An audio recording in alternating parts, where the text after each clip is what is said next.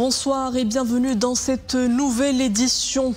À la une, la révision du Code de la famille. Focus sur la séance de travail présidée hier par Sa Majesté le Roi.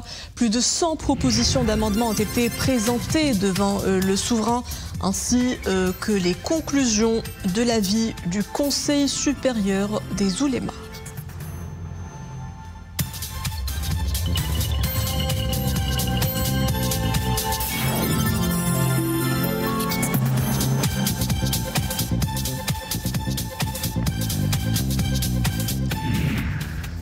À suivre également les grandes lignes du processus de révision du Code de la famille. Les contenus des propositions émises par l'instance chargée de cette réforme ont été dévoilés lors d'une rencontre de communication tenue aujourd'hui à Rabat.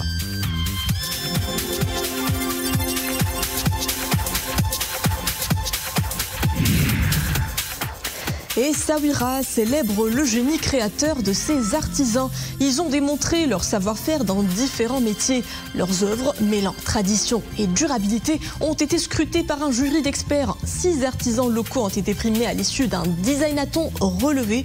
Retour sur ce palmarès en fin de journal.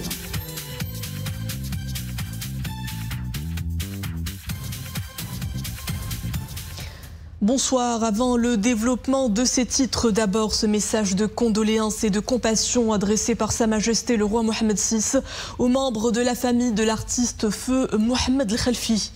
En cette douloureuse circonstance, le souverain déplore, et je cite, la disparition de l'une des grandes figures de la scène artistique qui a laissé un riche et varié héritage dans le théâtre, la télévision et le cinéma, et a marqué de son empreinte la mémoire de larges générations de passionnés de son art. Fin de citation. Retour à présent sur une grande actualité à la une, la séance de travail présidée hier par Sa Majesté le Roi au Palais Royal de Casablanca.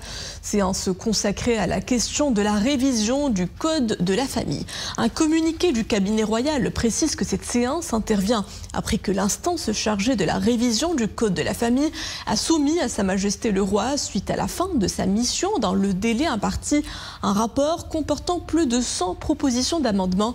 Et après que Sa Majesté le Roi, Amir el-Mouminin, a bien voulu saisir le Conseil supérieur des oulémas concernant certaines propositions relatives à des textes religieux au sujet desquels le Conseil a émis un avis légal. Sophia Fgroud pour les développements.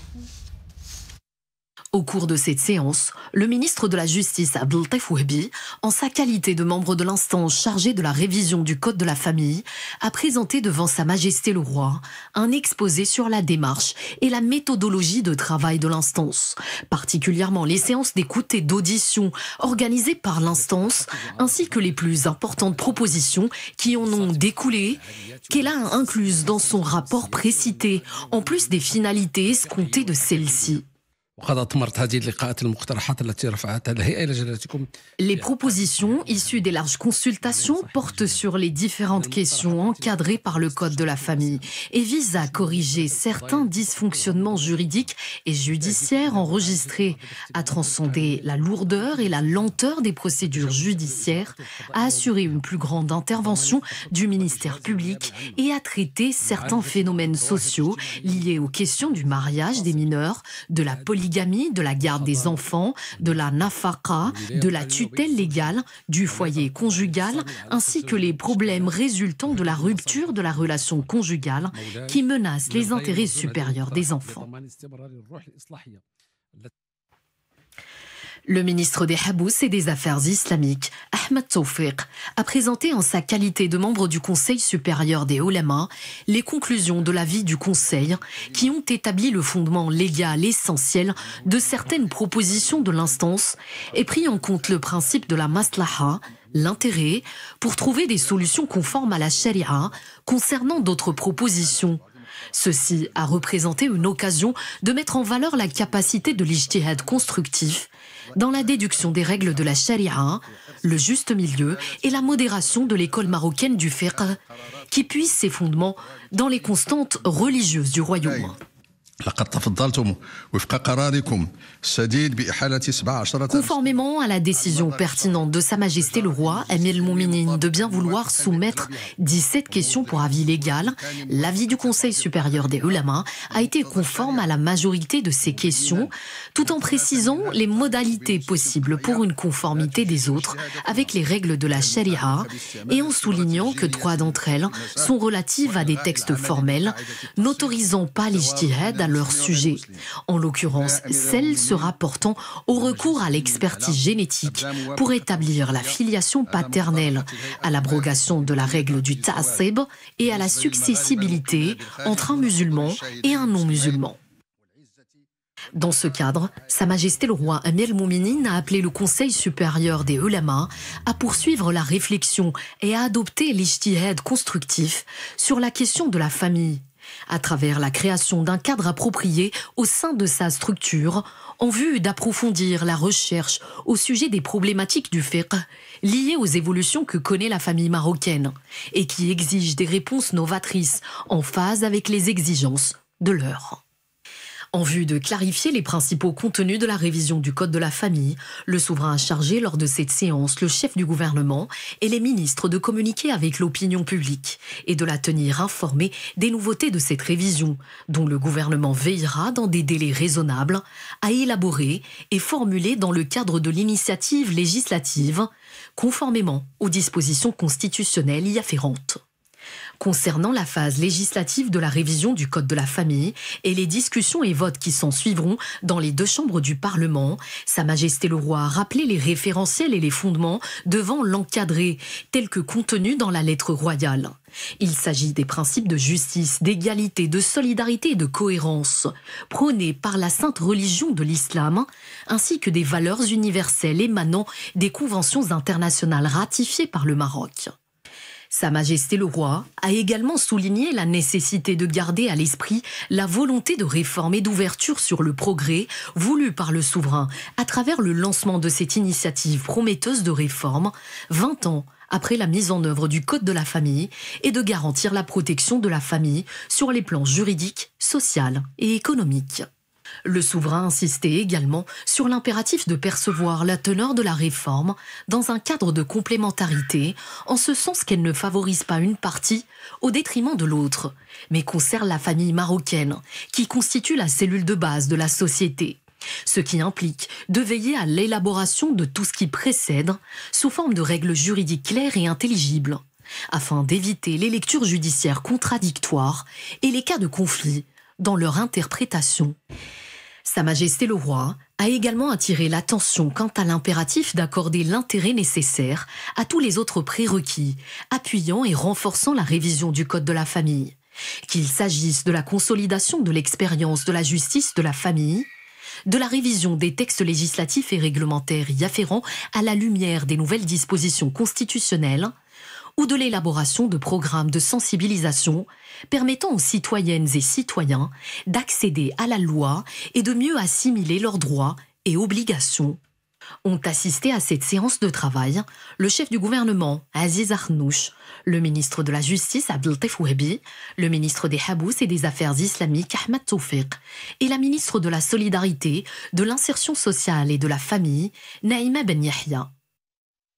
Et conformément aux hautes instructions royales données lors de la séance de travail présidée hier par le souverain, une rencontre de communication s'est tenue aujourd'hui à Rabat, consacrée à la présentation des principaux contenus des propositions relatives à la révision du Code de la famille. Samira Sban, Mehdi Chtaibi, Larbin Heri et Iman Ablou.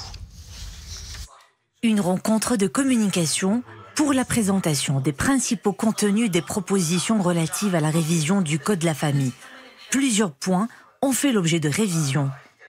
Il s'agit de la possibilité pour les Marocains résidant à l'étranger de contracter le mariage sans la présence de 2 témoins musulmans. L'âge légal minimum du mariage est de 18 ans et peut descendre à 17 ans dans certains cas. Si l'épouse a posé la condition de monogamie pour son époux, la polygamie sera illégale, sauf de rares exceptions. Pour ce qui est de l'héritage des filles, le parent a le droit de donation de son vivant à ses filles, même mineures. La garde maternelle reste valable même après le remariage de la mère divorcée. En cas de différence de religion entre les deux époux, chacun d'entre eux pourra recourir à la donation ou au testament. Le divorce à l'amiable sera un objet contractuel qui implique directement les époux sans l'obligation d'entamer une procédure judiciaire. Il s'agit également de mettre en place un nouveau cadre pour ce qui est de la gestion des biens acquis pendant le mariage. Le travail de l'épouse à la maison sera valorisé. La tutelle sera conjointe aux deux époux pendant le mariage et après la rupture. Le juge des affaires familiales intervient en cas de divergence. Un ijtihad constructif dans le strict respect de la charia. 10 propositions sont approuvées par le Conseil supérieur des Oulama. Ces propositions se rapportent notamment au mariage et à la reconnaissance du travail domestique comme une contribution au bien du mari. Il s'agit également de l'obligation de pension de l'épouse par contrat, du droit au logement obligatoire pour le conjoint survivant, du rang des dettes des époux liées aux biens acquis, de l'égalité entre les fils et les filles des descendants, quel que soit leur rang dans le droit à la succession obligatoire. Le texte final du projet de loi sera élaboré dans les plus brefs délais afin qu'il soit présenté devant le Parlement pour approbation.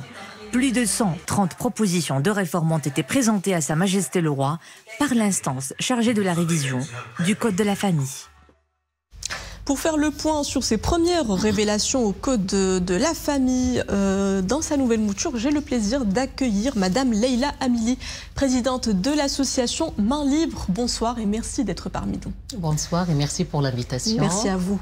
Alors, la séance de travail présidée hier par Sa Majesté le Roi est la consécration d'un processus de large consultation, mais également d'une série de séances d'écoute et d'audition, d'arbitrages royaux et d'avis de la charia. Désormais, la réforme entre dans la phase législative. Qu'est-ce qui fait la pertinence de cette initiative de réforme impulsée par le souverain ? Nous devons souligner qu'il y a une grande pertinence. Nous sommes très contentes avec la démarche qui a été faite dès le début jusqu'à maintenant et surtout par la sagesse et la participation très très importante de Sa Majesté parce que l'importance du rôle de Sa Majesté comme Amir Mo'minin qui a insisté d'avoir une commission pour réviser le code de la famille et la démarche, la deuxième chose, c'est la démarche participative qui est dans la Constitution en considérant l'ensemble des politiciens, des associations, des syndicats, le conseil, les constitutions institutionnelles. Et aussi, il y a une démarche qui était très importante, c'est la concertation de rôle des institutions, en particulier Conseil supérieur de l'Ulama. Parce que, qui nous réserve, parce que il y a des fois, on trouve qu'il y a des influeurs qui parlent des fatawa. Alors, on a une instance, c'est le Conseil, qui doit parler de fatawa, et c'était très important. Et la quatrième chose, c'est le temps dont les changements majeurs ont passé. Ça fait presque une année qu'il y a un travail très sérieux avec la participation de la société civile et des partis politiques et tout. Et maintenant, nous sommes devant une phase qui est très importante. On n'est pas dans une phase qui sont pour ou bien qui sont contre, ou bien qui va gagner. Notre grand souci maintenant, qui va gagner, et le grand défi, c'est le gagnant, c'est le Maroc. C'est notre pays, c'est notre société, c'est la famille. C'est le bien-être de la famille. C'est le bien-être de la famille, bien sûr, hommes, femmes et enfants. Alors, cette révision ouvre certes la voie à des avancées majeures. Le monde évolue et le Maroc n'échappe pas à ces mutations profondes, que ce soit concernant les droits de l'homme, les droits de la femme. La question qui se pose aujourd'hui est de faire émerger un texte juridique qui concilie ces dynamiques sociales et culturelles propres au Maroc contemporain de 2024 et les constantes religieuses du royaume. Le pari est aujourd'hui réussi.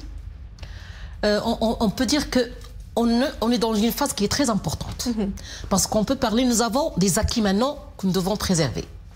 Nous avons des avancées à valoriser. On ne doit pas nier qu'il y a des avancées. Et aussi, nous avons aussi des sujets que nous pouvons continuer à débattre, à faire le plaidoyer. Mais ce qui est important, c'est s'il y avait 17 points qui ont été soulevés au Conseil supérieur de l'Ulama. Maintenant, on est devant 3 points. L'essentiel, c'est qu'on a pu avancer. Le Maroc, il avait une spécificité et dont j'ai parlé au début. La spécificité du Maroc, nous sommes les voisins de l'Espagne. Et dans la région, tout le monde nous regarde. Moi, je suis dans des réseaux arabes. Quand on parle du Maroc, tout le monde nous regarde. Comme la Tunisie était avant, tout le monde regarde la Tunisie pour ce qui concerne la violence à l'égard des femmes, parce que la loi de la violence était premièrement. Mais nous, tout le monde nous regarde parce que tout le monde veut prendre de nous. Alors c'est une occasion très, très riche et très importante pour le Maroc que ce code de la famille. Ça fait 20 ans ça fait 2 décennies qu'on a parlé de ça. Maintenant, quand on parle de code de la famille, maintenant, c'est pour 20 ans prochaine, ou bien 18 ans, bien 15 ans, qu'on peut parler de réforme. Alors, on est dans une phase qui est très importante, qui doit être... nous devons penser intelligemment, et aussi tous et toutes. Parce que nous sommes concernés. Ce code-là, il est pour la famille, c'est pas pour la femme. Parce qu'il y a des gens qui parlent de code de la femme, ils veulent faire ça, l'article 49, il y a des articles dont on parle. L'essentiel, c'est qu'il y a une démarche. Maintenant, nous attendons avec grande patience l'arrivée du loi au Parlement pour recommencer, parce que nous sommes toujours là pour discuter. Et ce qui est très important, Sa Majesté l'a souligné hier pour la communication. D'où l'intérêt de communiquer justement avec l'opinion publique qui en sait maintenant un petit peu plus sur les amendements proposés. Si vous avez à vulgariser les textes, notamment relatifs à la tutelle, à l'âge du mariage, mais également les réserves des oulémas concernant notamment l'expertise génétique pour établir la filiation paternelle ou encore l'abrogation de la règle du ta'sib. Oui, notamment. Moi, je trouve que c'est un peu avant. Il ne faut pas maintenant entrer dans les détails, mais ce qui est important, nous devons souligner qu'il y a des pas qui sont très importantes. Il y a des choses dont on a plaidé, on retrouve ça. Mais j'en suis sûre que la discussion au sein du Parlement, dans les deux chambres, chambre des représentants et chambre des conseillers, et avec la communication qu'on a maintenant, parce que Sa Majesté, il était toujours ce que nous, par exemple, je peux parler qu'en femme. Nous, qu'en femme, on est vraiment chanceuse d'avoir un roi à ce point-là, qui pense à tout. Parce qu'il a commencé des démarches peu à peu. On a fait des démarches très intelligentes pour ne pas avoir ce qu'on a pu avoir en 2004 de marches, la marche de Rabat et la marche de Casablanca. Parce que nous voulons que le Maroc gagne, nous voulons un code de la famille équitable. Inclusif. Et très profond, et qui travaille pour la question de la famille, hommes et femmes. Mais quand on parle de la famille, c'est les droits des femmes. C'est le droit aussi on veut le respect de l'homme, bien sûr, le respect de la femme. Et aussi, il faut toujours penser aux enfants. Parce que ce sont les enfants qui sont victimes. Quand on a un divorce, quand il y a des problèmes, ce sont nos enfants qui payent. Alors on ne veut pas des enfants qui sont frustrés ou bien quelque chose comme ça. On veut les droits aussi des enfants, puisqu'on a, bien sûr, dans le cadre, la spécificité du Maroc, et comme quoi nous sommes dans un pays islamique, mais aussi on a ratifié des conventions internationales que nous devons respecter. Je vous remercie, Madame Leïla Amili, présidente de l'association Main Libre, d'avoir été parmi nous. Merci. L'actualité internationale marquée par l'annonce hier en France de la composition du nouveau gouvernement. L'exécutif conduit par le Premier ministre François Bayrou comprend au total 35 ministres, dont 14 ministres et 21 ministres délégués. 2 anciens premiers ministres, Elisabeth Borne et Manuel Valls, ont été nommés ministres d'État dans le gouvernement Bayrou, respectivement en charge de l'éducation nationale et des Outre-mer. 3 mois après avoir quitté l'Intérieur, Gérald Darmanin retourne au gouvernement, également avec rang de ministre d'État en charge de la justice. Rachida Dati conserve son portefeuille au département de la culture. Le premier conseil des ministres de ce nouveau gouvernement aura lieu le 3 janvier. 13 ans de guerre, un demi-million de morts et un pays morcelé. La Syrie pense ses plaies. 2 semaines après la chute de l'ancien régime, l'heure est à la reconstruction. Les nouvelles autorités multiplient les appels à l'unité. À Damas, une réunion des chefs des groupes armés avec le nouveau dirigeant Ahmed al-Shara a abouti à un accord sur la dissolution de tous les groupes et leur intégration sous la tutelle du ministère de la Défense. Retour chez nous et cap sur Essaouira où l'authenticité rencontre l'innovation. La cité des Alizés célèbre ses artisans. Ils étaient une soixantaine à prendre part au Designathon, une compétition qui récompense les créations Soueri traditionnelles avec une attention particulière accordée à la durabilité. Adverni Tahraoui et Zakaria Moukinbillah. Ces produits d'artisanat en bois, cuivre, tissu, osier ou cuir ont été réalisés par des artisans de la province d'Essaouira. Ces créations originales ont la particularité de présenter des designs authentiques tout en utilisant des matériaux recyclés ou des matières premières naturelles. C'est l'un des objectifs phares de la 3e édition de la compétition Designathon. Célébrer la créativité, l'artisanat et le développement durable. C'est un grand plaisir de participer à cette compétition organisée par CE2RC et le centre artisanal d'Essaouira qui nous donne l'opportunité d'améliorer notre travail et qui nous ouvre les horizons pour faire connaître notre travail aux autres. Je suis sculpteur sur bois. Cette compétition est une occasion précieuse pour les artisans de valoriser leur créativité et leur expertise.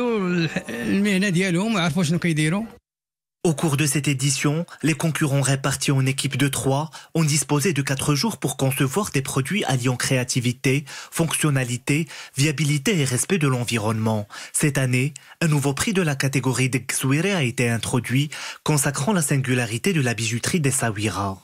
La particularité de cette année, c'est d'ajouter un 4e prix concernant les apprentis en Gsouéré, donc la bijouterie, les techniques de Gsouéré, afin de les inciter aussi à innover de nouveaux modèles et d'être créatifs, afin de préserver ce métier à fort contenu culturel, made in Essaouira. Tout au long de cette compétition, les artisans ont fait preuve de créativité et d'innovation, avec des produits de grande facture. Un témoignage du potentiel des artisans souirais à allier savoir-faire traditionnel et modernité, tout en respectant les principes du développement durable. Et voilà, c'est la fin de ce journal. Merci de l'avoir suivi. Excellente soirée à tous.